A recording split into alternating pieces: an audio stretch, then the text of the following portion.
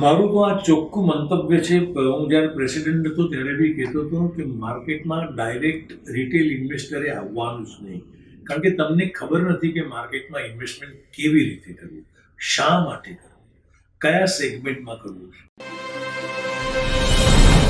દર્શક મિત્રો, ભગીરથભાઈ મર્ચન્ટ આજે સુરતના મહેમાન બન્યા છે અને ભગીરથભાઈ મર્ચન્ટ એટલે તમે જે મુંબઈ શેર બજાર તરીકે ઓળખો છો, બોમ્બે સ્ટોક એક્સચેન્જ BSEના પ્રમુખ રહી ચૂક્યા છે અને એમણે એ જમાનો જોયો છે જ્યારે રિંગની અંદર જોબરો સોદા કરતા હતા અને આજે ઓનલાઈન ટ્રેડિંગ થઈ રહ્યું છે. તો આપણે એમની પાસેથી શેર બજાર વિશેની થોડીક વાતો જાણીશું.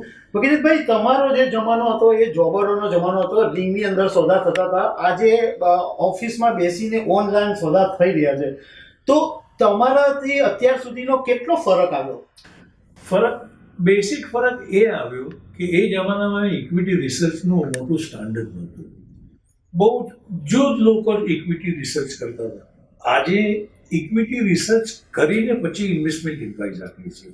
અને બીજું એક ફાયદો એનો એ થયો કે અમે કમ્પ્યુટરાઇઝેશન કર્યું તો એની અંદર ટોટલ પારદર્શકતા આવી ગઈ. તમે જે બી કંઈ સોદા કરો છો, તમારા સોદાની અંદર તમારા કોન્ટ્રાક્ટની અંદર એ ટાઈમ સ્લોટ આવે છે. તમે ટાઈમ સ્લોટ પર જઈને BSEની વેબસાઇટ પર જોઈ શકો કે તમને જે રેટ પહેલાં ડેબિટ કર્યો કે એ જ રેટે એને સોદો થયો છે માર્કેટમાં. ઓકે, હા, તે વખતે એ નહોતું થતું. તે વખતે પારદર્શકતા હતી જ નહીં એમ કહું તો ચાલે. ચોખ્ખું કહું, કદાચ ઘણા બ્રોકરો એવું કરતા હતા. માફ કરજો, હું આજે બોલું છું આ બાબત. 100 રૂપિયામાં શેર લીધો હોય તો 105નું બિલ મોકલીને 2.5% બ્રોકરેજ ચડાવીને બેડ ડિલિવરી આપતા, જે આજે નથી.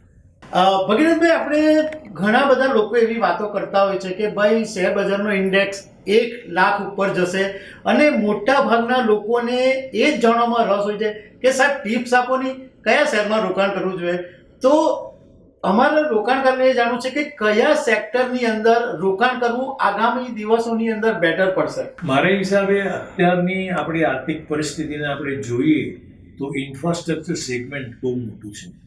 અને ઇન્ફ્રાસ્ટ્રક્ચર સેગમેન્ટ એટલે physical infrastructure like construction of roads, highways, expressways, airports, ports, jetties, inland river ways, આ બધા જેટલા વિકસિત થશે એટલા આનું ઇમ્પેક્ટ બીજું એ બી આવશે કે ઇન્ફ્રાસ્ટ્રક્ચરને માટે આ તમારે ફિઝિકલ ઇન્ફ્રાસ્ટ્રક્ચર બનાવો તો બેસિક રો મટીરિયલ છે સ્ટીલ અને સિમેન્ટ.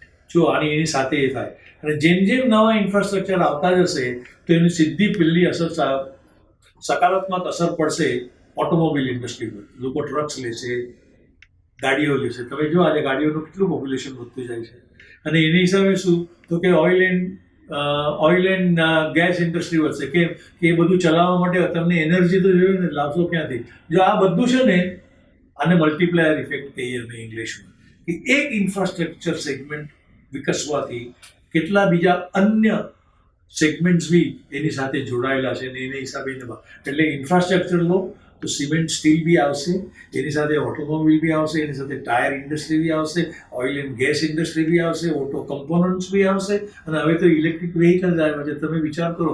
અને ઇન્ફ્રાસ્ટ્રક્ચરમાં બીજી જરૂર છે વાયર્સ એન્ડ કેબલ્સની. જુઓ ઇન્ફ્રાસ્ટ્રક્ચરની સાથે કેટલા સેગમેન્ટ જોડાયેલા. એક સેગમેન્ટ તમને બધામાં કરી. મ્યુચ્યુઅલ ફંડનું પણ હમણાં બહુ પ્રમાણ વધી રહ્યું છે. તો મ્યુચ્યુઅલ ફંડની અંદર રોકાણકારો માટે તમે શું કહેશો? મારું તો આ ચોખ્ખું મંતવ્ય છે. હું જ્યારે પ્રેસિડેન્ટ હતો ત્યારે બી કહેતો હતો કે માર્કેટમાં ડાયરેક્ટ રિટેલ ઇન્વેસ્ટરે આવવાનું જ નહીં, કારણ કે તમને ખબર નથી કે માર્કેટમાં ઇન્વેસ્ટમેન્ટ કેવી રીતે કરવું, શા માટે કરવું, કયા સેગમેન્ટમાં કરવું.